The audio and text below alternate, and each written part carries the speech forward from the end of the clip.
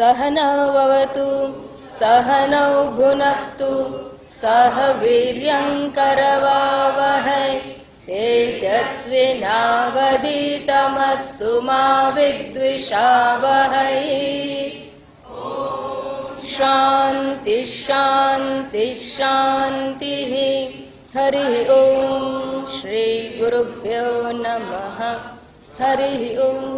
सदाशिवसमारम्भाम् शङ्कराचार्यमध्यमाम् अस्मदाचार्यपर्यन्ताम् वन्दे गुरुपरम्पराम्। वन्दे गुरुपरम्पराम्। હું બ્રહ્મ છું એ જ્ઞાનની અંદર જીવ ભાવનો નાશ થઈ જાય છે, અથવા બીજા શબ્દોમાં કહીએ તો જીવ ભાવનો નાશ થવો એને જ બ્રહ્મનું જ્ઞાન કહેવામાં આવે છે. એટલે જ્યારે હું બ્રહ્મ છું કહીએ તો ત્યારે બ્રહ્મ જ્ઞાન સમયે થાય છે શું? એ વખતે બ્રહ્મ તત્વ અદ્વિતીય અને એક છે, અને જીવ ભાવ સમાપ્ત થઈ જાય તો મન તો જીવ ભાવ અંતર્ગત છે, અને હું બ્રહ્મ છું એ વૃત્તિ છે. વૃત્તિ હંમેશા મનની અંતર્ગત હોય છે. જ્યારે જીવ ભાવ નથી તો મનને લીધે જીવ ભાવ છે. જીવ ભાવનો નાશ થાય તો મનોનાશ થઈ જાય, અને મનોનાશ થઈ જાય તો વૃત્તિ ના હોય, અને વૃત્તિ ના હોય તો હું બ્રહ્મ છું એવું કે કોણ? આ પ્રશ્ન પૂર્વ પક્ષે ઉભો કરેલો. તો એના ઉત્તરમાં એમ જવાબ આપવામાં આવ્યો. આ પ્રશ્ન 88મા શ્લોકમાં પ્રશ્ન થયો, અને 89ના શ્લોકમાં એમ કહેવામાં આવ્યું કે એ વાત તો બરાબર કે જ્યારે હું બ્રહ્મ છું એવું જ્ઞાન થાય ત્યારે જીવ ભાવ સમાપ્ત થઈ જાય, પણ અહીંયા કઈ વસ્તુ ન હોય અને કઈ રીતે આ જ્ઞાન થાય? તો કે જ્ઞાન થાય ત્યારે વૃત્તિ તો હોય, જીવ ભાવ બિલકુલ ના હોય એવું નહીં, અર્થાત મનોવૃત્તિ ના હોય એવું નહીં, પણ એ બાધિત થઈ જાય.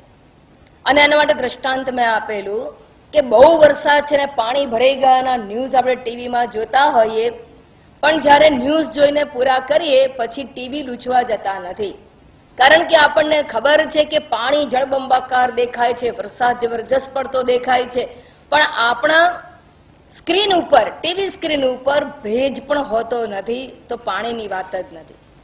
આપણે પાણી જોઈએ છીએ પણ પાણીને બાદ કરીને, ખરેખર પાણી નથી, ખાલી પાણી જોઈએ છે. બસ એ પ્રમાણે અહીંયા પણ ભાગત્યાગ લક્ષણા દ્વારા આ તત્વને સમજવામાં આવે છે. તો કે જ્યારે જ્યારે હું બ્રહ્મ છું અંતઃકરણની વૃત્તિ ઉત્પન્ન થાય ત્યારે મનોવૃત્તિનો બાધ કરીને માત્ર સાક્ષી સાથેની એકતા કહેવામાં આવેલી છે. વૃત્તિ ઉત્પન્ન થાય તો વૃત્તિની અંદર ચિદાભાસ હોય જ, અને એ ચિદાભાસ જ્યારે હોય તો મૂળભૂત ચૈતન્ય સાક્ષી તો હોય જ. આભાસ એટલે પ્રતિબિંબ, અને પ્રતિબિંબ બિંબ વગર સંભવતું નથી. તો જ્યારે મનનો નાશ કે બાદ કે ત્યાગ કહીએ છીએ ત્યારે અંતઃકરણની વૃત્તિ અને વૃત્તિ ઉપહિત ચૈતન્ય, એ જે આભાસિત ચૈતન્ય છે એનો બાદ થાય છે. એટલે એ હું નથી, પણ જે સાક્ષી રૂપે ચૈતન્ય રહેલું છે એની બ્રહ્મ સાથે એકતા કહેવામાં આવેલી છે. આવી વાત સમજાવી દેવામાં આવી કે વૃત્તિ હંમેશા હોય ત્યારે એમાં 3 ઘટક હોય છે. એક વૃત્તિ, એની અંદર પડેલું ચૈતન્યનું પ્રતિબિંબ અને મૂળભૂત ચૈતન્ય. અને જ્યારે બ્રહ્મ સાથે આત્માની એકતા કહેવામાં આવે ત્યારે વૃત્તિ અને વૃત્તિ ઉપહિત ચૈતન્ય છે એનો બાદ કે એની ઉપેક્ષા કરીને માત્ર સાક્ષી રૂપે રહેલ જે આત્મા છે એને એક રૂપે સ્વીકારવામાં આવે છે. હવે જ્યારે આ વાત કહેવામાં આવી ત્યારે અડધા પ્રશ્નો જાગ્યા. બીજા કે મનોનાશ કે મનનો બાદ એ ક્યારે થાય ને કેવી રીતે થાય? શું સમાધિ દશામાં થાય અથવા બિલકુલ મનોવૃત્તિઓ શાંત થઈ જાય ત્યારે થાય? એ કોઈ જુદી અવસ્થા છે? કેવી રીતે આ સમજાય? તો એ વસ્તુને સમજાવવા માટે હવે મેં કહ્યું તો એમ કે હાઈલી ટેકનિકલ મુદ્દો છે એ પંચદશીકારે લીધો છે અને એ મુદ્દાને સમજાવવાનો પ્રયત્ન કરે છે. અને આ જ વસ્તુ કે આ જ્ઞાન થાય છે ત્યારે થાય છે શું, કેવી રીતે જ્ઞાન થાય છે, એને સમજવા માટે 90મા શ્લોકથી આરંભ કરેલો હતો. એ ફરીવાર શ્લોક ગાઈએ અને ત્યારબાદ વિચારણા કરીએ. સ્વપ્રકાશોપી સાક્ષેવ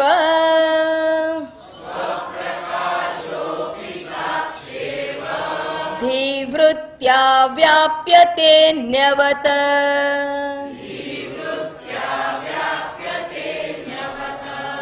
રવા દો ભાઈ, રવા દો. હું ધીમો કરીશ, મારો વોલ્યુમ ખરાબ છે આજે. સ્વપ્રકાશોપી સાક્ષેવ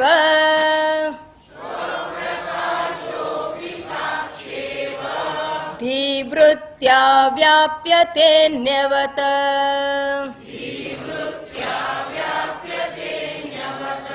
ફલવ્યાપ્યત્વમેવાસ્ય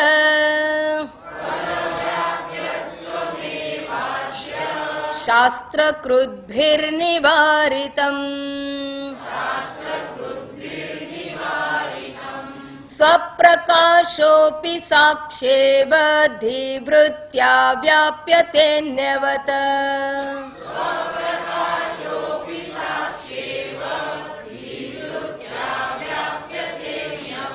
ફલવ્યાપ્યત્વમેવાસ્ય શાસ્ત્રકૃદ્ભિર્નિવારિતમ.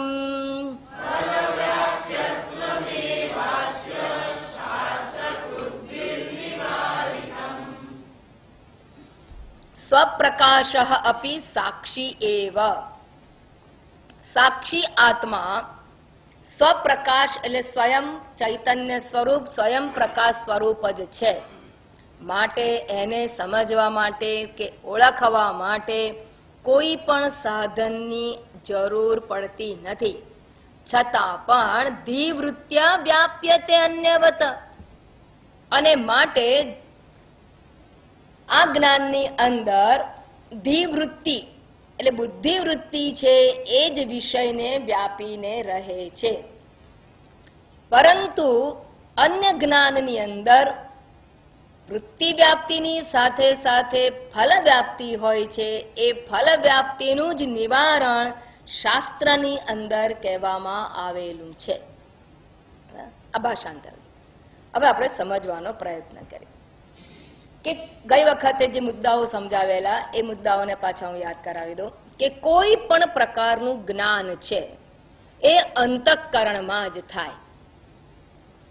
જ્ઞાનની બાબતમાં આપણે મોક્ષની પ્રાપ્તિ કરવા માટે શું જોઈશે? આત્મજ્ઞાન કે બ્રહ્મજ્ઞાન. અને બ્રહ્મજ્ઞાન એ પણ એક પ્રકારનું જ્ઞાન છે. તો બીજું જ્ઞાન અને બ્રહ્મજ્ઞાન એ બંને વચ્ચે શું તફાવત છે એ સમજી લો. કોઈ પણ પ્રકારનું જ્ઞાન પ્રાપ્ત કરવું હોય તો અંતઃકરણની વૃત્તિ જોઈએ ને જોઈએ. મારે પેનનું જ્ઞાન પ્રાપ્ત કરાવવું હોય તો કઈ વૃત્તિ જોઈએ? પેન આકારની વૃત્તિ. આપણે જાણીએ છીએ જે તે વિષયનું જ્ઞાન પ્રાપ્ત કરવું હોય તો જે તે વિષયના આકારની વૃત્તિ મનમાં ઉત્પન્ન થવી જોઈએ.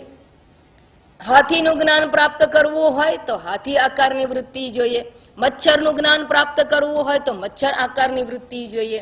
એમ જે વિષયને જ્ઞાન પ્રાપ્ત કરવું હોય એ વિષયની વૃત્તિ મનમાં આકાર લેવી જોઈએ અથવા વૃત્તિ ઉત્પન્ન થવી જોઈએ. જો વૃત્તિ ઉત્પન્ન ના થાય તો એ વિષયનું જ્ઞાન થાય નહીં. આપણે છોકરાઓને એ ફોર એપલ શીખવતા હોઈએ અને બાળક ચંચળ હોય અને એને બાજુમાં જતી બિલાડી જ દેખાયા કરતી હોય, એ એપલ શીખી જ ના શકે. કેમ? કારણ કે એપલ આકારની વૃત્તિ એના મનમાં આવતી જ નથી. એના મનની અંદર મમ્મી આમ ગઈ, માસ્તર ભણાવવા બેઠા હોય તો મમ્મી આમ ગઈ, બિલાડી આમ ગઈ, મારી લખોટી પેલો લઈ લે છે, મારું બેટ પેલો અડકે છે, એની વૃત્તિ ત્યાં ભ્રમણ કરતી હોય તો એને એપલનું જ્ઞાન, એપલ સામે છે પુસ્તકમાં દોરેલું છે, પણ એને એ દેખાતું નથી. એટલે શું? એનું ધ્યાન નથી. એટલે શું કે એના મનની અંદર એ એપલ આકારની વૃત્તિ ઉત્પન્ન થતી નથી. જ્યારે એ એપલ આકારની વૃત્તિ ઉત્પન્ન થાય ત્યારે એને એપલનું જ્ઞાન થાય. અને એને જ આપણે કહીએ છીએ ધ્યાન આપો, ધ્યાન આપો. ધ્યાન આપો એટલે શું?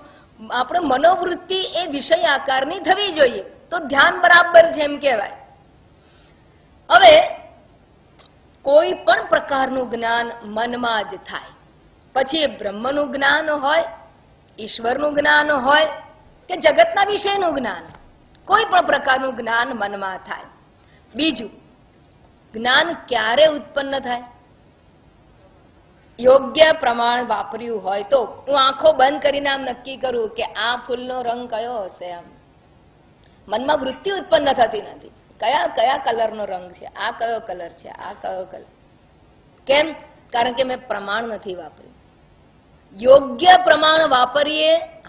હાથમાં તો લીધું, સ્પર્શ પણ પ્રમાણ છે, સ્પર્શેન્દ્રિય પણ પ્રમાણ છે, પણ એનાથી રંગનું જ્ઞાન નહીં થાય.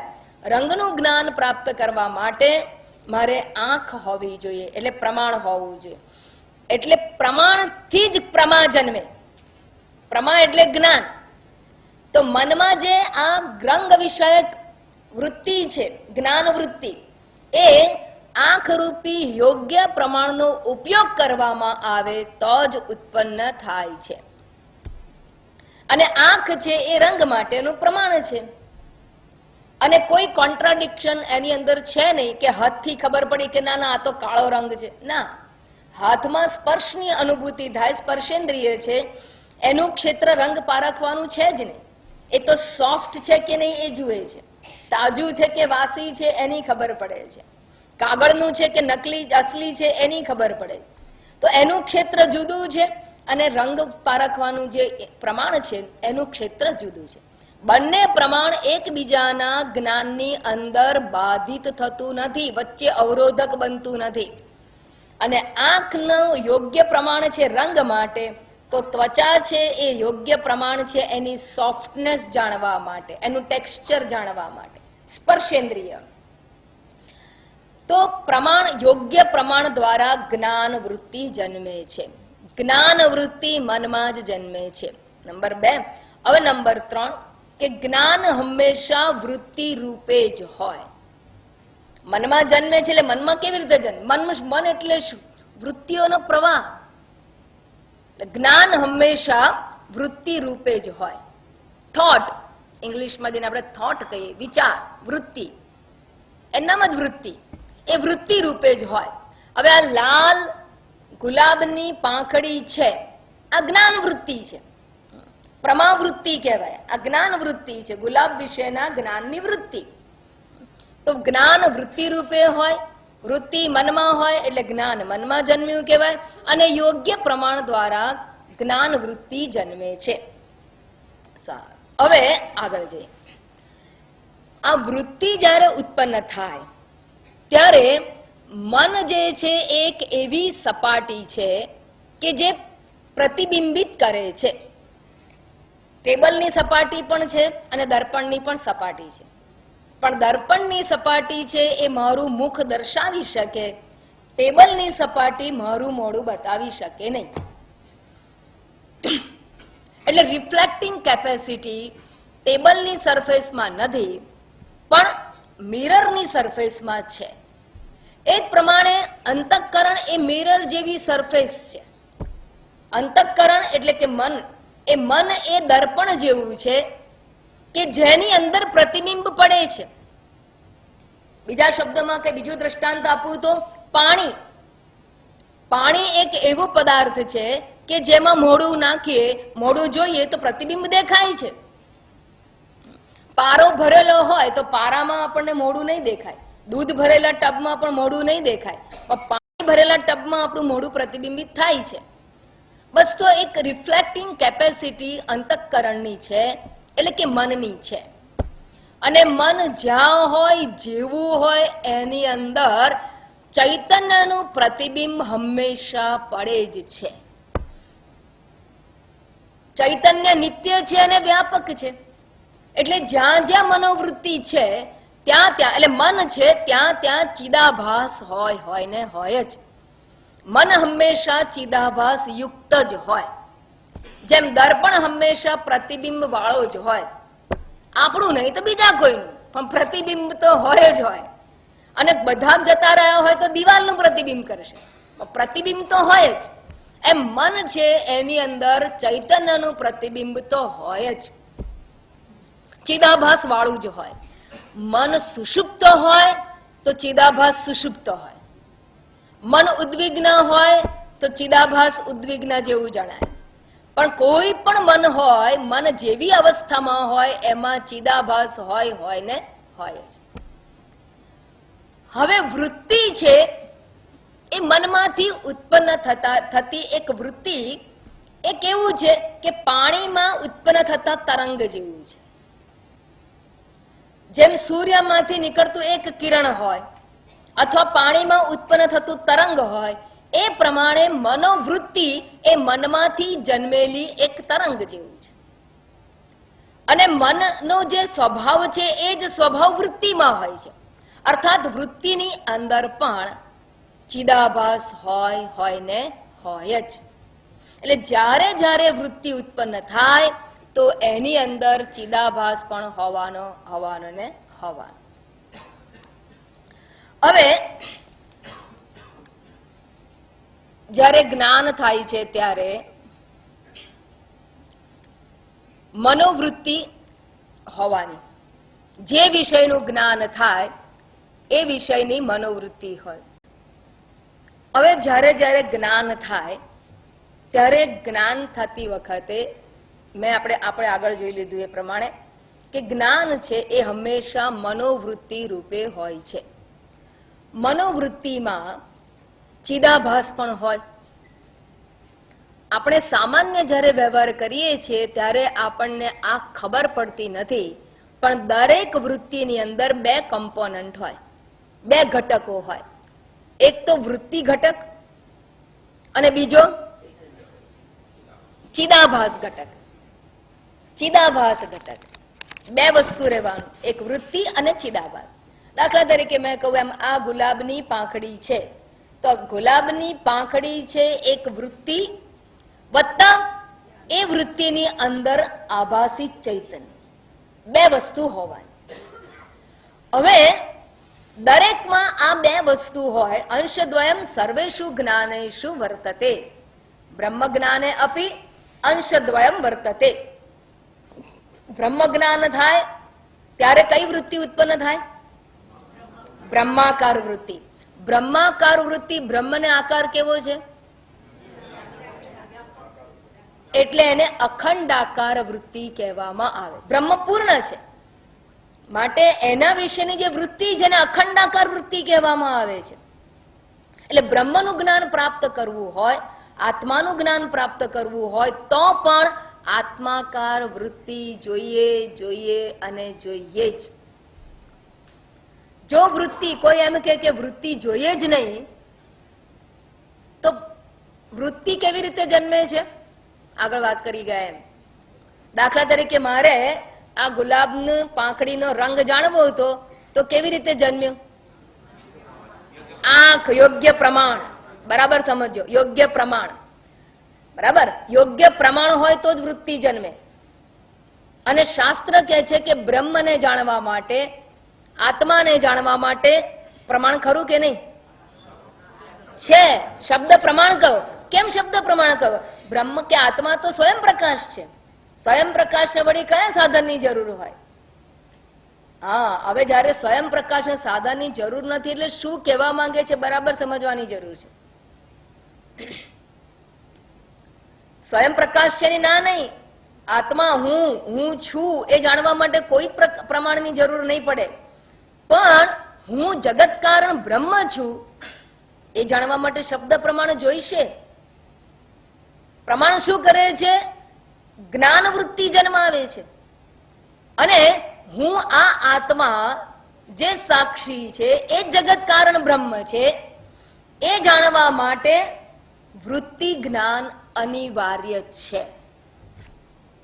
વૃત્તિ જ્ઞાન વગર બ્રહ્મનું જ્ઞાન નહીં થાય. વૃત્તિ જ્ઞાન અનિવાર્ય છે, વૃત્તિ ઉત્પન્ન થવી જ જોઈએ. વૃત્તિ જ્ઞાન નહીં થાય, વૃત્તિ હશે તો જ જ્ઞાન થશે. જો વૃત્તિની જરૂર ના હોય બ્રહ્મ જ્ઞાનમાં, બરાબર સમજજો, તો એ પણ સમજજો કે પ્રમાણની જરૂર શું છે. પ્રમાણનું ફંક્શન છે કે વૃત્તિ ઉત્પન્ન કરવી, જે તે વિષય આકારની વૃત્તિ જન્માવવી, એના માટે જ પ્રમાણ છે. અભ્યાસ જે કરી રહ્યા છીએ એ પ્રમાણની પ્રાપ્તિ કરીએ છીએ, અને પ્રમાણ દ્વારા શું જન્મે છે? વિષયાકાર વૃત્તિ, જ્ઞેય વિષયાકાર વૃત્તિ. અને જ્ઞેય વિષય બ્રહ્મ છે તો બ્રહ્મ વિષયાકાર વૃત્તિ ઉત્પન્ન થવી જ જોઈએ, અને એના માટે જ આ પ્રમાણ છે. બરાબર, એકદમ ક્લેરિટી હોવી જોઈએ બાબતમાં. અને એ બ્રહ્મ અખંડ કે પૂર્ણ છે, માટે બ્રહ્માકાર વૃત્તિને અખંડાકાર વૃત્તિ પણ કહેવાય છે અને આત્માકાર વૃત્તિ પણ કહેવાય છે. અને એ વૃત્તિમાં પણ બે ઘટક છે. જેમ બધી જ વૃત્તિમાં બે ઘટક હોય એમ અખંડાકાર વૃત્તિની અંદર પણ બે ઘટક છે. એક વૃત્તિ અંશ અને બીજો ચિદાભાસ અંશ. સારું, હવે આ બંને અંશથી થાય છે શું? બંને અંશથી શું થાય છે? તો કે જ્યારે મારી મનોવૃત્તિ ઉત્પન્ન થઈ કે આ ગુલાબની, લાલ ગુલાબની પાંખડી છે, એવી મારી મનોવૃત્તિ ઉત્પન્ન થઈ, એ વૃત્તિ અંશ જે છે ને એ પણ આને વ્યાપી જાય છે. પહેલામાં પહેલું તો કેવું છે કે આપણી અંદર રહેલું જે અંતઃકરણ છે એ અંતઃકરણમાંથી એક વૃત્તિ ઉત્પન્ન થાય છે, જે આપણા પ્રમાણ દ્વારા, ઇન્દ્રિય દ્વારા વિષયને વ્યાપી જાય છે. પાંખડી આકારની વૃત્તિ મનમાંથી ઉત્પન્ન થઈ આંખ દ્વારા આ વિષયને વ્યાપી જાય છે. વૃત્તિ વ્યાપી જાય એટલે આવૃત્ત થઈ જાય, એટલે મન આખું આ વિષયમાં કેન્દ્રિત થઈ જાય. અને જ્યારે મનોવૃત્તિ કેન્દ્રિત થાય ત્યારે એને વૃત્તિ વ્યાપ્તિ કહેવામાં આવે છે. મારું મન જ્યારે ઘડિયાળ સામે જાય તો મારું મનની અંદરથી વૃત્તિરૂપી તરંગ ઉત્પન્ન થઈ આંખ દ્વારા ઘડિયાળને વ્યાપી જાય છે. બરાબર, ટેબલને જુએ તો મનોવૃત્તિ ટેબલને વ્યાપી જાય છે. જે વિષયને જુએ તે વિષયને મનોવૃત્તિ વ્યાપી જાય છે. હવે વૃત્તિ જ્યારે વ્યાપી લે એની સાથે બીજું પણ શું થાય? ચિદાભાસ તો સાથે જ જાય. જ્યાં વૃત્તિ હોય ત્યાં ચિદાભાસ છે, એ પણ સાથે સાથે વ્યાપી જાય છે. એ પણ સાથે સાથે વિષયને આવૃત્ત કરી લે છે. તો જ્યારે વિષયનું જ્ઞાન પ્રાપ્ત કરીએ છીએ ત્યારે મનોવૃત્તિ એ વિષયને વ્યાપે છે અને સાથે સાથે ચિદાભાસ પણ એને વ્યાપી જાય છે. આ ચિદાભાસ વ્યાપી જાય એને ફલ વ્યાપ્તિ કહેવામાં આવે છે. આભાસને જ ફલ શબ્દ દ્વારા ઓળખવામાં આવેલું છે. એટલે વૃત્તિ વ્યાપ્તિ અને ફલ વ્યાપ્તિ એટલે કશું જ નહીં, મનોવૃત્તિ વિષય આકારની થઈ, ચશ્મા આકારની મનોવૃત્તિ થાય, એનો અર્થ કે વૃત્તિએ મને આ ચશ્માને વ્યાપી લીધી, એટલે વૃત્તિ વ્યાપ્તિ થઈ ગઈ. અને વૃત્તિ વ્યાપ્તિની સાથે સાથે ચિદાભાસ વ્યાપ્તિ પણ થઈ જાય. આ ચિદાભાસ વ્યાપ્તિ એને આભાસ વ્યાપ્તિ કહો અથવા ફલ વ્યાપ્તિ કહેવામાં આવે છે. હવે ઈતર જ્ઞાનની અંદર જ્યારે આ મનોવૃત્તિ વિષયને વ્યાપે છે ત્યારે આ બે અંશ જ્યારે એને વ્યાપી લે છે તો બંને અંશનું પોતાનું કાર્ય છે. એ વ્યાપીને કરે છે શું? તો કે મારું મન જેવું ચશ્માને જુએ એની સાથે ચશ્માનું જ્ઞાન પ્રાપ્ત કરે છે. ચશ્માનું જ્ઞાન પ્રાપ્ત કરે. પણ આપણે હંમેશા એમ જ માનીએ છીએ કે આ જોયું એટલે જ્ઞાન થઈ ગયું. આ રૂમાલ જો મન ખબર પડી કે રૂમાલ અહીં પડ્યો છે, અહીંયા ફોટો પડ્યો છે, અહીંયા પંખો છે, આ ઉપર નીચે ઢાળગળા છે, એટલે જરા લેવલ ઊંચું નીચું છે, આ જોઈ લીધું. ખાડાનું, ટેકરાનું, લાઇટનું, પંખાનું બધાનું જ્ઞાન આપણને થાય. આપણે ફટાફટ એક પછી એટલું બધું ફાસ્ટ આ જ્ઞાન થાય છે કે પ્રોસિજરમાં શું થાય છે સમજાતું. તમે બેઠા છો, તમને ખબર નથી, પણ આમ ગણ અવાજ આવે, હા મચ્છર છે. જ્ઞાન થઈ ગયું. શેનું જ્ઞાન થયું? મચ્છર છે. એની સાથે જ્ઞાન થવું એટલે શું? અહીંયા મચ્છર હતો એની ખબર નહોતી પહેલા, એટલે કે અજ્ઞાન હતું. મચ્છર વિશેનું અજ્ઞાન હતું, એનું નિવારણ પણ થયું. બે ઘટના થઈ ને સાયમલ્ટેનિયસલી. કેટલા વાગ્યા આમ ઘડિયાળ સામે જો, તો કેટલા વાગ્યા એ મને પહેલા ખબર નહોતી કેટલા વાગ્યા. ઘડિયાળ સામે જોયું અને કેટલો સમય થયો છે એ અજ્ઞાન હતું એ દૂર થયું. અને કેટલા વાગ્યા છે જણાયું, બે થયું. બે વસ્તુ થાય છે ને. અજ્ઞાનનું નિવારણ થઈ ગયું, પણ નિવારણ થઈ ગયું એનું આપણે કામ નથી હોતું, એટલે આપણે એને નોટિસ નથી કરતા. પણ નિવારણ થયું તો જ જ્ઞાન થાય. કેટલો સમય થયો નિવારણ ના થયું હોય તો જ્ઞાન કેવી રીતે થાય કે કેટલા વાગ્યા? એટલે અજ્ઞાન નિવારણ પણ થયું અને જ્ઞાન પણ થયું. કેટલા વાગ્યા એનું જ્ઞાન થયું. હવે આ જે વૃત્તિ ઉત્પન્ન થાય છે ને મનમાં, એ મનમાંથી ઉત્પન્ન થયેલી વૃત્તિના જે બે ઘટકો છે ને, એ આ બે પ્રકારનું પરિણામ લાવે છે. જે ઘડિયાળના કાંટાને જોઈને જે જ્ઞાન વૃત્તિ જન્મી, એ જ્ઞાન વૃત્તિ શું કરે? જ્ઞાન કોનો વિરોધી છે? અજ્ઞાનનું વિરોધી છે. જ્ઞાન વૃત્તિ દ્વારા, એટલે વૃત્તિ વ્યાપ્તિ છે એ અજ્ઞાનનું નિવારણ કરે છે, પડદો હટાવી દે છે. અને ચિદાભાસ શું કરે છે? હા, એને જણાવે છે, એને હાઇલાઇટ કરે છે. એટલે વૃત્તિ જે છે એ જ્ઞાનનું નિવારણ કરે અને વૃત્તિગત ચિદાભાસ અંશ જે છે એ પદાર્થનું જ્ઞાન કરાવે છે, ભાન કરાવે છે. ભાસક અવભાસક છે ને, ચૈતન્ય છે માટે ભાસક છે. વૃત્તિ તો જડ છે, પણ એ વૃત્તિ અપોઝિટ વૃત્તિ છે, એ વિરોધી વૃત્તિનું નિવારણ કરી નાખે છે. પણ જ્ઞાન કોને થાય છે? ચિદાભાસની લીધે. તો ચિદાભાસ જે છે એટલે ફલ વ્યાપ્તિ છે એ વિષયનું ભાન કરાવે છે અને વૃત્તિ વ્યાપ્તિ જે છે એ વિષયનું અજ્ઞાન દૂર કરે છે. સમજાઈ ગયું? એટલે દરેક મનોવૃત્તિ જે જ્ઞાન વૃત્તિ છે એ પણ પસખમત. બધી મનોવૃત્તિ જ્ઞાન વૃત્તિ નથી, પણ જ્ઞાન વૃત્તિ મનોવૃત્તિ રૂપે જ હોય. બધી વૃત્તિઓ જ્ઞાન રૂપ નથી, પણ જ્ઞાન વૃત્તિ એ મનોવૃત્તિ રૂપ જ હોય, એ વૃત્તિ જ હોય, જ્ઞાન વૃત્તિ રૂપે જ હોય. તો હવે જે વૃત્તિમાં બે ઘટક કયા? એક વૃત્તિ વ્યાપ્તિ વિષયની અંદર, વૃત્તિ વ્યાપ્તિ અને ચિદાભાસ વ્યાપ્તિ.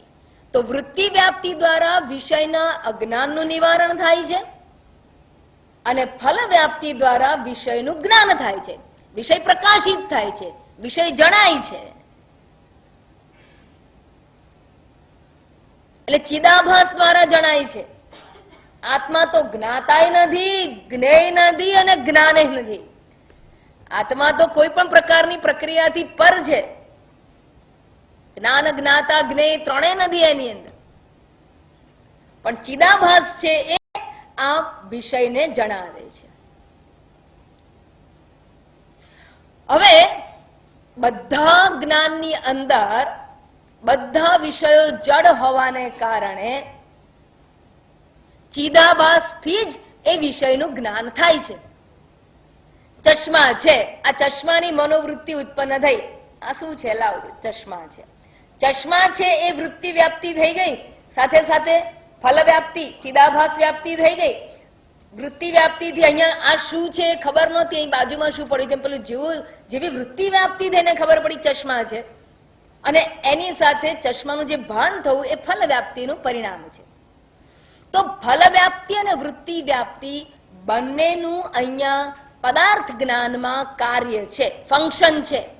Both are functioning. વૃત્તિ વ્યાપ્તિ ને ફલ વ્યાપ્તિ બંને પોતાનું કાર્ય કરે છે. એક અજ્ઞાન નિવારણનું કાર્ય કરે છે અને બીજું પદાર્થને જણાવવાનું કાર્ય કરે છે. હવે આપણે જાણવાનું કોને છે? બ્રહ્મને. બ્રહ્મ જ્ઞાનના વિષયમાં શું થાય? તો કે જે બ્રહ્મ જ્ઞાનના વિષયમાં વૃત્તિ તો ઉત્પન્ન થવી જ જોઈએ. શેના માટે? અજ્ઞાનના નિવારણ માટે. અને બ્રહ્મ વિશેનું અજ્ઞાન છે તો એનું નિવારણ કરવું પડે છે. અને નિવારણ કરવા માટે જ્ઞાન વૃત્તિ જોઈએ. અને જ્ઞાન વૃત્તિની પ્રાપ્તિ માટે પ્રમાણ યોગ્ય જોઈએ. યોગ્ય પ્રમાણ દ્વારા બ્રહ્માકાર વૃત્તિ ઉત્પન્ન થવી જોઈએ. એ બ્રહ્માકાર વૃત્તિ જ્યારે બ્રહ્મ વિષયને વ્યાપીને રહે ત્યારે વૃત્તિ વ્યાપ્તિ દ્વારા બ્રહ્મ વિષયક અજ્ઞાનનું નિવારણ થાય છે, અન્ય વિષયની જેમ.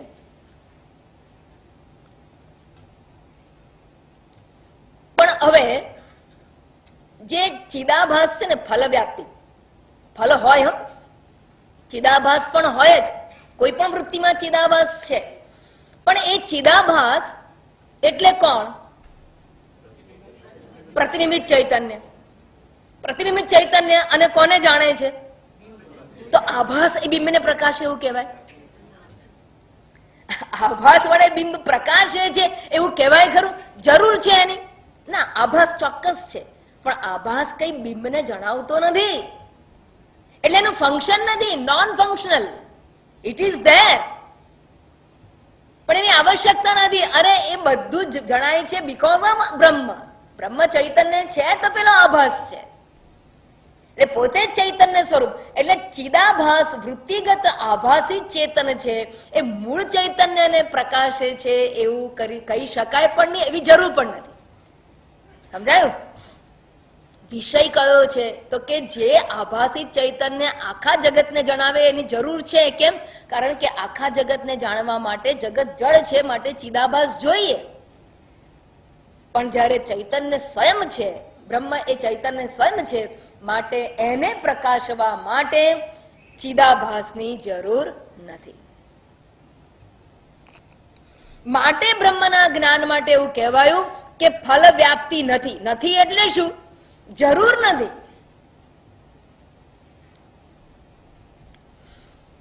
દાખલા તરીકે અત્યારે અંધારી રાત છે, પણ ચંદ્રનો પ્રકાશ છે, અને ચંદ્રના પ્રકાશમાં આપણે જોઈએ છે કે આ કેડી છે, અહીંયા ઝાડ છે, અહીંયા કોઈ માણસ ઊભું છે.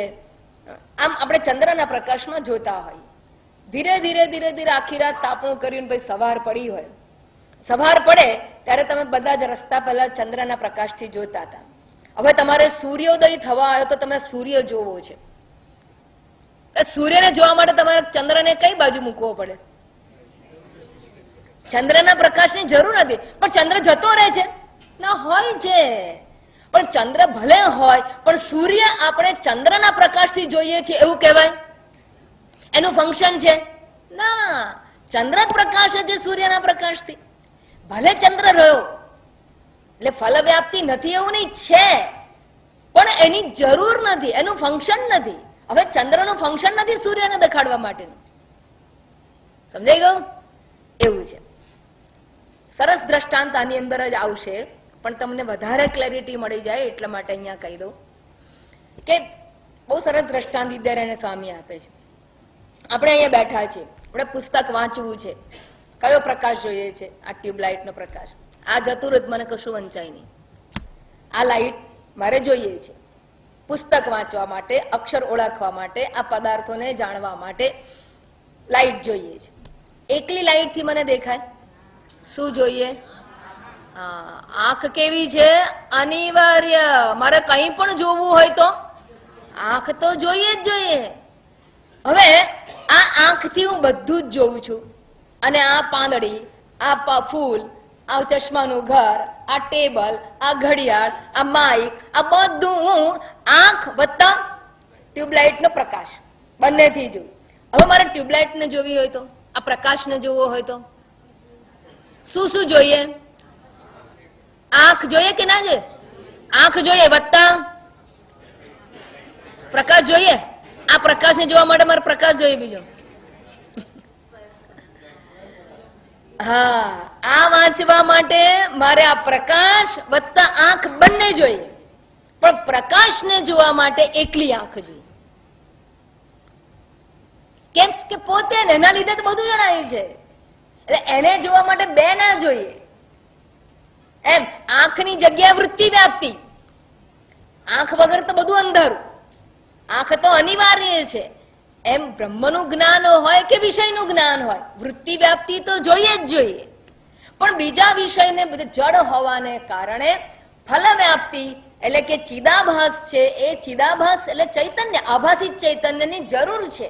કારણ કે આખું જગત જડ છે. પણ ખુદ પરમાત્મા જેનો આ આભાસ ચિદાભાસ કહીએ છીએ, એ ચૈતન્યને જાણવું હોય તો વૃત્તિ જોઈએ.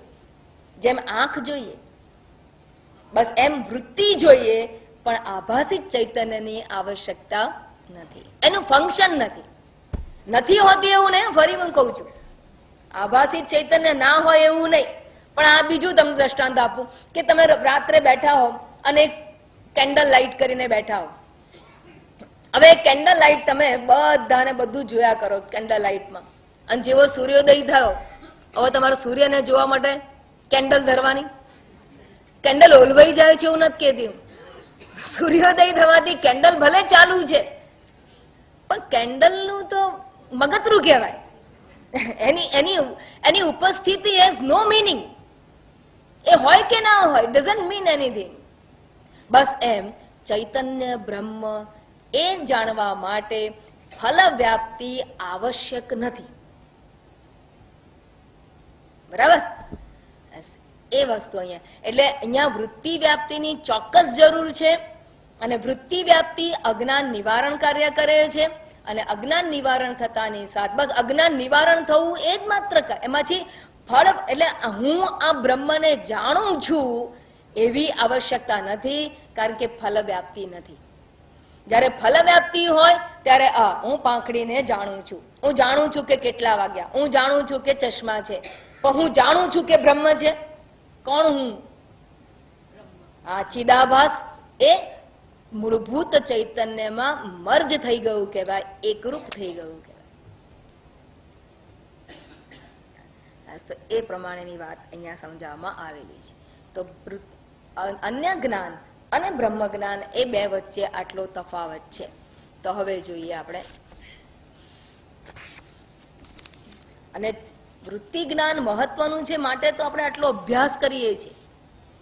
આત્મા સ્વયં પ્રકાશ છે, હું છું એ તો બધાને ખબર છે, પણ હું જગત કારણ બ્રહ્મ છું એવી ખબર નથી. અને એ અજ્ઞાન છે, એ અજ્ઞાનનું નિવારણ જ્ઞાન વૃત્તિથી જ થાય. કાંટાનું મારણ કાંટો, ઝેરનું મારણ ઝેર, એમ અજ્ઞાન પણ વૃત્તિ છે. માટે એનું નિવારણ માટે જ્ઞાન વૃત્તિ આવશ્યક છે. અને જ્ઞાન વૃત્તિ પ્રમાણ દ્વારા જન્મે છે. જેમ બીજો દ્રષ્ટાંત બીજું કહું, 10મો છોકરો જે છે ને, આ ચેપ્ટર 10મા છોકરાનું છે. 10મો છોકરો છે, કોને શોધે છે? 10માને. તો એ પોતાને જાણે છે કે નથી જાણતો? 10માને જાણવા માટે એને જરૂર નથી કોઈની, સેલ્ફ એફલ્જન્ટ છે 10મો. પણ જે 10મો શોધું છે હું જ છું એવું જાણવા માટે ત્વમ દશમોસી વાક્યની આવશ્યકતા છે. 10માને ઓળખવા માટે નહીં, પણ તે 10મો હું છું એ જાણવા માટે વૃત્તિ આવશ્યક હતી. ત્વમ દશમોસીની જરૂર છે. બસ એમ હું આત્મા જેવું નહીં, જે જગત કારણ આત્મા છે, જે પૂર્ણ તત્વ હું શોધું છું એ જ હું છું એવું જાણવા માટે પ્રમાણ જરૂરી છે. બરાબર?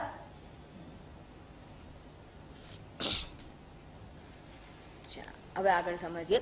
સ્વપ્રકાશ અપી, હવે શ્લોક જુઓ. સ્વપ્રકાશ અપી સાક્ષી એવ ધીવૃત્યા વ્યાપ્યતે અન્યવત. અન્યવત અર્થાત અન્ય જ્ઞાનની જેમ, ઈતર જગતના વિષયના જ્ઞાનની જેમ ધીવૃત્યા એટલે બુદ્ધિ વૃત્તિ વડે વ્યાપ્યતે.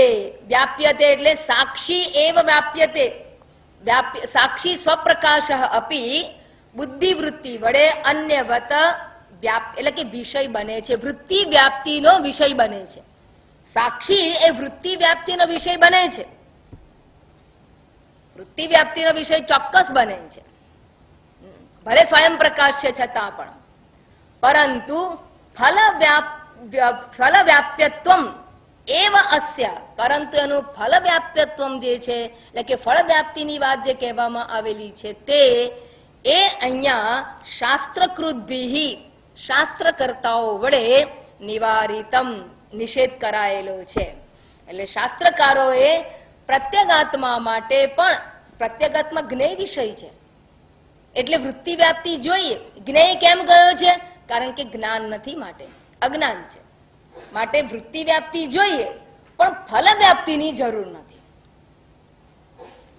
ફલ વ્યાપ્તિની જરૂર નથી. એટલે જ્યારે જ્યારે એમ કહેવામાં આવ્યું કે જ્ઞેય વિષય નથી અથવા તો જ્ઞેય રૂપે જણાય એમ નથી, એનો અર્થ એ કે ચિદાભાસ દ્વારા જ્ઞેય નથી.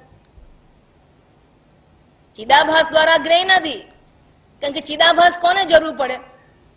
મીણબત્તીના પ્રકાશ જરૂર કોના માટે પડે? ઇતર પદાર્થોને જાણવા માટે પડે, પણ સૂર્યને જાણવા માટે મીણબત્તીનો પ્રકાશ ના જોઈએ. બસ એ સંદર્ભમાં એને કહેવામાં આવેલું છે. બાકી બ્રહ્મના વિષયને વ્યાપ્ત કરનારી વૃત્તિ તો જોઈએ જોઈએ ને જોઈએ જ. એટલે અહીંયા ખાસ છે સાક્ષી સ્વપ્રકાશ અપી ધીવૃત્યા અન્યવત વ્યાપ્યતે એવ. સાક્ષી વૃત્તિ વ્યાપ્તિનો વિષય બને જ છે, એકદમ ક્લિયર છે. પંચદશીકાર સાક્ષી આત્મા એ વૃત્તિ વ્યાપ્તિનો વિષય બને જ છે. માત્ર ફલ વ્યાપ્તિ છે, એટલે કે ચિદાભાસ વ્યાપ્તિ છે, એનું નિવારણ કરવામાં આવેલું છે. અર્થાત ચિદાભાસ દ્વારા સાક્ષી જણાય છે એવી વાતનો નિષેધ કરાયો છે. એટલું સમજવાનું છે. બસ હવે આજ જે વાત આપણે અત્યાર સુધી ચર્ચા કરી ગયા એને જ વિસ્તારપૂર્વક અન્ય શ્લોકો દ્વારા પંચદશીકાર સમજાવે છે. બુદ્ધિતસ્થ ચિદાભાસૌ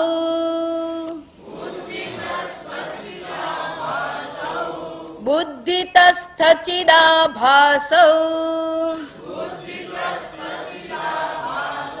દ્વાવપી વ્યાપ્નુતો ઘટમ દ્વાવપી વ્યાપ્નુતો ઘટમ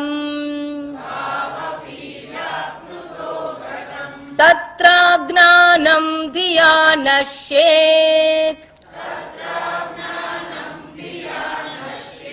તત્રાજ્ઞાનમ ધિયા નશ્યેત આભાસેન ઘટસ્ફુરેત આભાસેન ઘટસ્ફુરેત બુદ્ધિતસ્થ ચિદાભાસૌ દ્વાવપી વ્યાપ્નુતો ઘટમ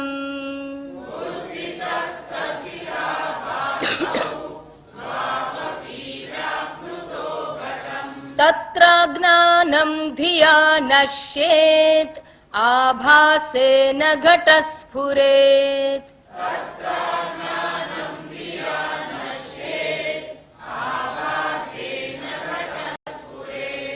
હવે અહીંયા શ્લોકમાં બધું સ્પષ્ટ કરવામાં આવ્યું છે કે વિષયનું જ્ઞાન કેવી રીતે થાય છે, જગતના પદાર્થોનું જ્ઞાન કેવી રીતે થાય છે.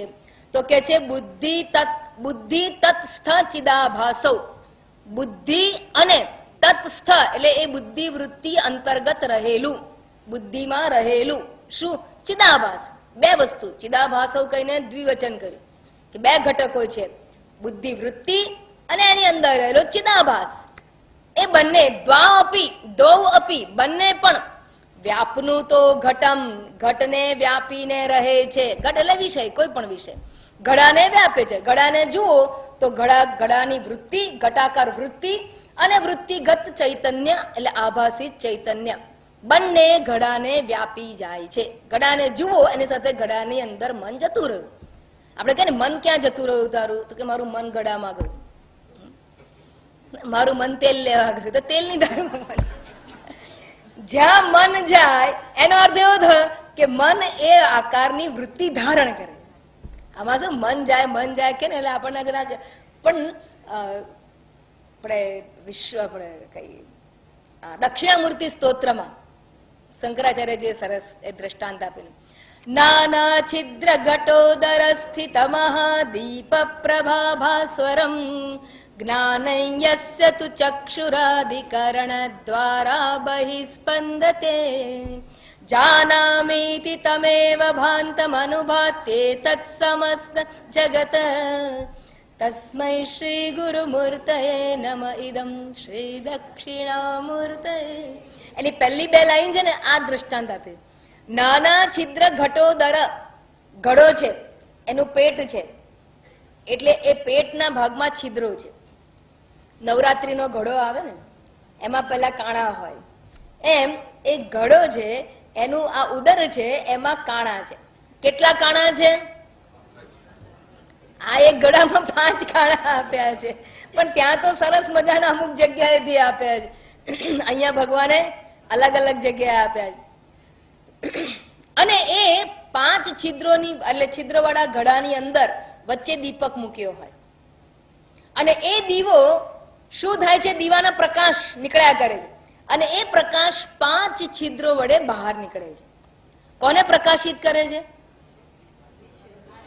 પોતાના રસ્તામાં આવતા વિષયોને, બધા વિષયોને નહીં. આ બાજુનું કાણું હોય તો આ બાજુ રહેલા વિષયને પ્રકાશે, આ બાજુ કાણું હોય તો આ બાજુનાને પ્રકાશે, પાછળ કોઈ નહીં હોય તો પાછળનાને પ્રકાશે. એમ દરેક વિષયની અંદર એટલે દરેક ક્ષેત્રની અંદર આ જતા હોય કિરણો એ વિષયને પ્રકાશે. એ જ પ્રમાણે આ એક કાણું છે એ રૂપનું ક્ષેત્ર પસંદ કર્યું છે, એ રૂપના ક્ષેત્રમાં જાય છે. શું જાય છે? પ્રકાશ. કયો પ્રકાશ કિરણ? તો કે મનરૂપી પ્રકાશ. મનરૂપી જે સૂર્ય છે, મનરૂપી દીપક છે, એની વૃત્તિરૂપી કિરણ, વૃત્તિરૂપી પ્રકાશ એ આંખરૂપી છિદ્ર દ્વારા રંગના ક્ષેત્રમાં જાય છે. સમજાઈ ગયું? હવે મનરૂપી દીપકમાંથી કિરણ નીકળ્યું, વૃત્તિરૂપી મનોવૃત્તિ રૂપી કિરણ નીકળ્યું અને ચક્ષુ દ્વારા બહાર નીકળે છે, ચક્ષુ ઇન્દ્રિય રૂપે. અને એ ક્યાં જાય છે? રંગના ક્ષેત્રમાં જાય છે. એમ કર્ણ છિદ્ર વડે જાય તો ક્યાં જાય છે? શબ્દના ક્ષેત્રમાં જાય છે. અને એ નાના છિદ્ર ઘટોદર સ્થિત મહાદીપ પ્રભાભાસ્વરમ જ્ઞાનયસ્ય તુ ચક્ષુરાદિકરણ, ચક્ષુરાદિકરણ એના દ્વારા એ બહિ સ્પંદતે એ બહાર નીકળે છે. શું? તો ચિદાભાસ છે એ નેત્રેન્દ્રિય વૃત્તિ વડે અહીંયા આ વિષયને વ્યાપી ગયું. ચિદાભાસ વ્યાપી ગયું. કેવી રીતે? વૃત્તિ દ્વારા. મનોવૃત્તિ, પાંખડી આકારની મનોવૃત્તિ, ચશ્મા આકારની મનોવૃત્તિ, એના વડે મનોવૃત્તિ વ્યાપી ગઈ ચશ્માને, એની સાથે સાથે ચિદાભાસ પણ વ્યાપી ગયો. હવે થયું શું? આ વિષય રૂપી જે અજ્ઞાન હતું એ અજ્ઞાન આવરણનું નિવારણ જ્ઞાન વૃત્તિ દ્વારા થાય છે. તો મનોવૃત્તિ જ્ઞાન વૃત્તિ દ્વારા અજ્ઞાન આવરણનું નિવારણ થયું. એટલે આ શું છે ખબર નથી એનું નિવારણ થયું, પણ ખરેખર છે શું એનું ભાસવું, જણાવવું એ કેવી રીતે થાય છે? તો કે ચિદાભાસ છે એ વિષયને જણાવે છે. તો વિષયની સ્ફૂર્તિ, ઇલ્યુમિનેશન ઓફ ધ ઓબ્જેક્ટ એ ફલ વ્યાપ્તિ વડે થયું. હા, અને રિમૂવલ ઓફ ધેટ કવરિંગ એ વૃત્તિ વ્યાપ્તિ દ્વારા. એ જ વાત અહીંયા કહે છે કે આવી રીતે બંને દ્વાવપી વ્યાપનું તે ઘટમ, એ બંને ઘડાને વ્યાપીને રહે છે. ઘડો એક દ્રષ્ટાંત છે વિષયનો, બાકી જગતનું કોઈ પણ વિષય લો. તત્ર અજ્ઞાનમ, તેમાં હવે એ વિષયગત રહેલું જે અજ્ઞાન છે, અજ્ઞાનમ ધિયાનશ્યેત, ધિયા એટલે બુદ્ધિવૃત્ત્યા, ધી એટલે બુદ્ધિ, બુદ્ધિવૃત્તિ વડે, ધિયા બુદ્ધિવૃત્તિ વડે, નશ્યેદ અજ્ઞાનમ નશ્યેત, બુદ્ધિનું કામ પણ આમાં એક જ છે, અજ્ઞાનની વૃત્તિ. વૃત્તિનું જ્ઞાન, અજ્ઞાનની વૃત્તિ. અજ્ઞાનની વૃત્તિ થઈ અને આભાસેન ઘટસ્ફુરેત, ચિદાભાસ વડે, એ વૃત્તિમાં રહેલા ચિદાભાસ વડે ઘટઃ સ્ફુરેત, ઘડો જણાય છે, ઘટનું જ્ઞાન થાય છે કે આ ઘડો છે એવું જ્ઞાન થાય છે. બરાબર?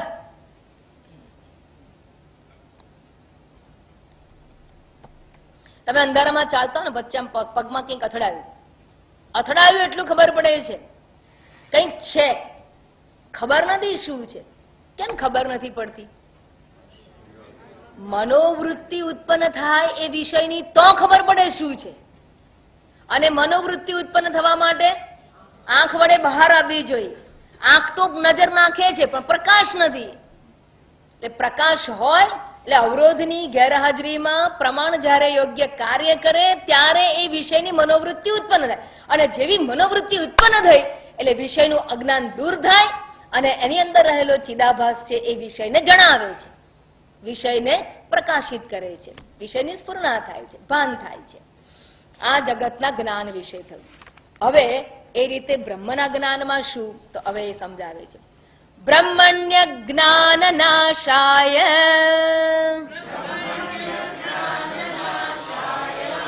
વૃત્તિ વ્યાપ્તિરપેક્ષિતા સ્વયં સ્ફુરણ રૂપત્વાત નાભાસ ઉપયુજ્યતે. બ્રહ્મણ્ય જ્ઞાન નાશાય વૃત્તિ વ્યાપ્તિરપેક્ષિતા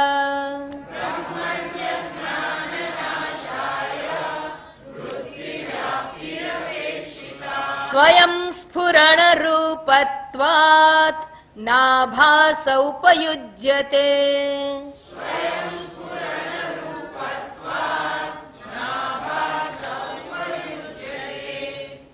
ક્લિયર? શ્લોક બોલતાની સાથે તમારા મોઢા હસવા મળે.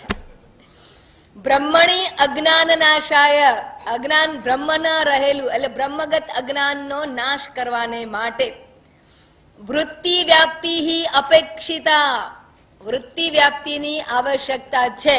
અજ્ઞાન છે તો જ્ઞાન વૃત્તિ જોઈએ.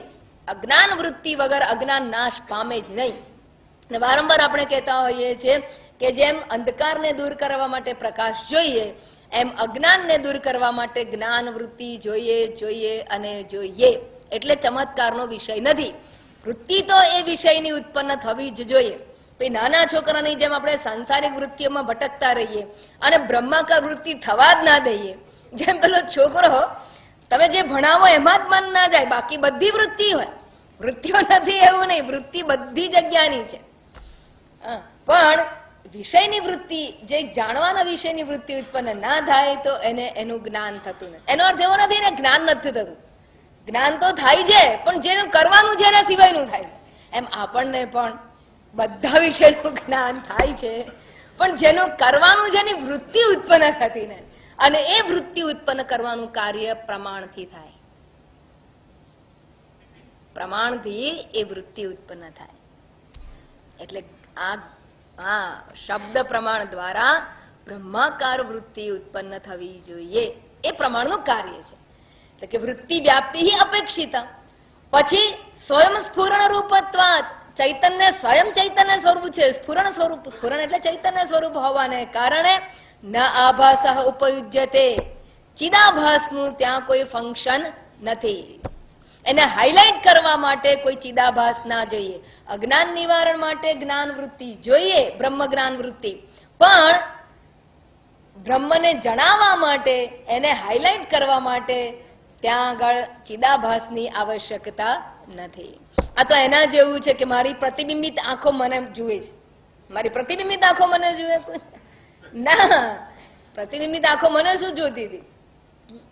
એની ઇનફેક્ટ એની હાજરી મારા લીધે છે.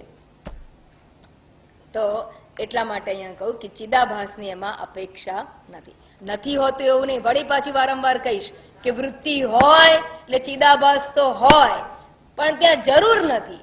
એના દ્વારા એ પ્રકાશ છે એવું કહેવાય પણ નહીં.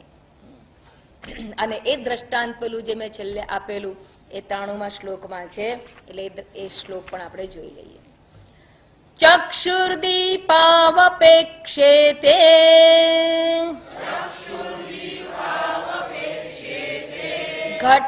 ઘટાદેર્દર્શને યથા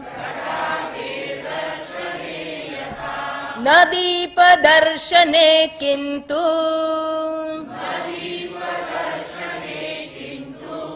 ચક્ષુરેકમપેક્ષતે. ચક્ષુર્દીપાવપેક્ષેતે ઘટાદેર્દર્શને યથા.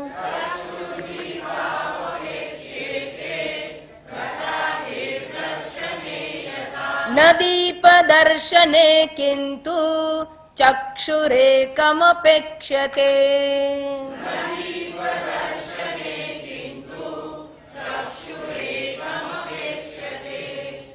ચક્ષુઃ દીપઃ ચક્ષુર્દીપૌ અપેક્ષેતે. ચક્ષુ અને દીપ, આંખ અને દીવો બંનેની અપેક્ષા છે. શેના માટે? ઘટાદેહે દર્શને, બધા ઈતર પદાર્થોને જાણવા માટે પ્રકાશ, દીવો અને આંખ બંનેની જરૂર છે. યથા જેવી રીતે. પરંતુ ન દીપ દર્શને કિંતુ પરંતુ દીપ દર્શને, દીવો જોવો હોય તો એના માટે મારે કે બીજું જોઈએ ના, દીવો જ સીધો જોવાનો હોય તો એના માટે ચક્ષુઃ એકમ અપેક્ષતે, જેમ માત્ર એક જ ચક્ષુની જરૂર છે. બસ એ જ પ્રમાણે બ્રહ્મરૂપી દીવો એને જાણવા માટે ચિદાભાસ રૂપી કોડિયાનો દીપો જરૂરી નથી. એ પ્રચંડ ભાસ્કર જેવું ચૈતન્ય છે બ્રહ્મ તો, અને માટે એમાં માત્ર વૃત્તિરૂપી ચક્ષુ એક જ આવશ્યક છે. જ્ઞાન વૃત્તિ એટલે જ્ઞાન ચક્ષુ કયું છે, એ જ્ઞાન વૃત્તિ જ જ્ઞાન ચક્ષુ છે. બ્રહ્માકાર વૃત્તિ જ જ્ઞાન ચક્ષુ છે, એ જ માત્ર અપેક્ષિત છે. તો આ થોડું કોન્ટેમ્પ્લેટિવ વિષય પણ કહેવાય. સમજાઈ ગયું તો અહીંયા જ સમજાઈ જાય, એ કઈ બહુ અઘરું નથી. ના સમજાયું હોય તો પ્રશ્ન પૂછજો. પણ 95મા શ્લોક સુધીમાં આ ચર્ચા કરવામાં આવેલી છે, એટલે હજી ટોપિક કન્ટિન્યુટીમાં છે. તમારે વિચારણા કરવાને અવકાશ છે, પ્રશ્ન પૂછવાને અવકાશ છે. પણ એટલું ખરું કે આજે જે સમજ્યા છો એને બરાબર એકવાર અડધો કલાક બેસીને આના પર વિચાર કરી લેજો. આ ગણિતના દાખલા જેવું છે. એકવાર આવડી ગયા પછી બીજી વાર પાનું ખોલવું નહીં પડે. મેથેમેટિક્સ છે, સિમ્પલ. અને આ સમજાઈ ગયું તો ઘણી બધી વસ્તુની ગૂંચો ઉકલી જશે. આપણે શું કરવાનું છે એ ખબર પડી જશે. બહુ સુંદર ટોપિક છે આ. 7th chapter is very important. આપણા બધા પ્રશ્નોના જવાબ એમાં આવી જશે કે આપણે ક્યાં ક્યાં અટક્યા છીએ અને કેમ અટક્યા છે અને શું કરવાનું બાકી છે. અપરોક્ષ જ્ઞાન શું, એની ચર્ચા બરાબર થઈ રહી છે. અને તમને એમ જાગે કે ભાઈ આ ફલ વ્યાપ્તિ ને વૃત્તિ વ્યાપ્તિ શંકરાચાર્યજીના ખિસ્સાની વાત છે, તો કે શંકરાચાર્યજીના ખિસ્સાની વાત નથી. આચાર્ય હંમેશા પ્રમાણભૂત વાત કરતા હોય છે. તો કયા ઉપનિષદમાં ફલ વ્યાપ્તિની વાત કહેવામાં આવી છે? કોઈ ઉપનિષદમાં નથી કહી. ભાષ્યમાં તમે સાંભળ્યું છે. અને માટે ઉપનિષદમાં કઈ જગ્યાએ ફલ વ્યાપ્તિ શબ્દ છે એ ખબર નથી. તો હવે એ વાત આવતી વખતે આપણે જોઈશું. ઓમ પૂર્ણમદઃ પૂર્ણમિદં પૂર્ણાત પૂર્ણમુદચ્યતે પૂર્ણસ્ય પૂર્ણમાદાય પૂર્ણમેવાવશિષ્યતે. ઓમ શાંતિ શાંતિ શાંતિ. હરિ ઓમ. ગુરુભ્યો નમઃ. હરિ ઓમ.